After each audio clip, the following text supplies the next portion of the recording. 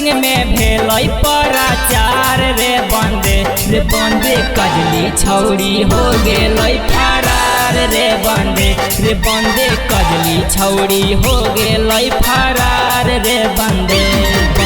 रोजे रोजे घूमैते कारी बाजार रे बंदे रोजे रोजे घूमैते कारी बाजार रे बंदे कजली छौरी हो गेलै फरार रे बंदे कजली छौरी हो गेलै फरार रे बंदे।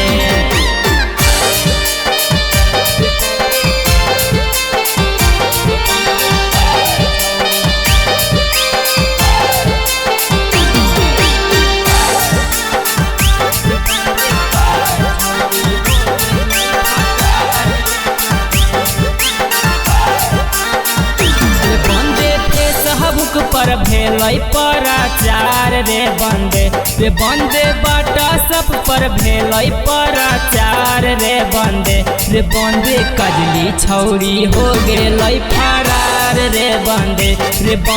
कजली छौरी हो गेलै फरार रे बंदे कमे उम्र में हलै खेलाड़ रे बंदे कमे उम्र में हलै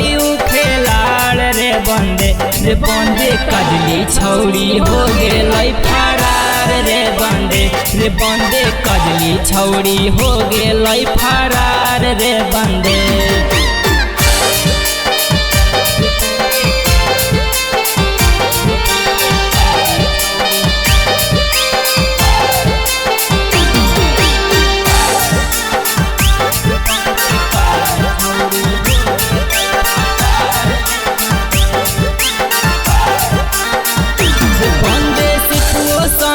भागे लहलै तैयार रे बंदे बसंत वो लेके भागे लहलै तैयार रे बंदे कमले सवाह लेके हो गेलै फरार रे बंदे कमले सवाह लेके हो गेलै फरार रे बंदे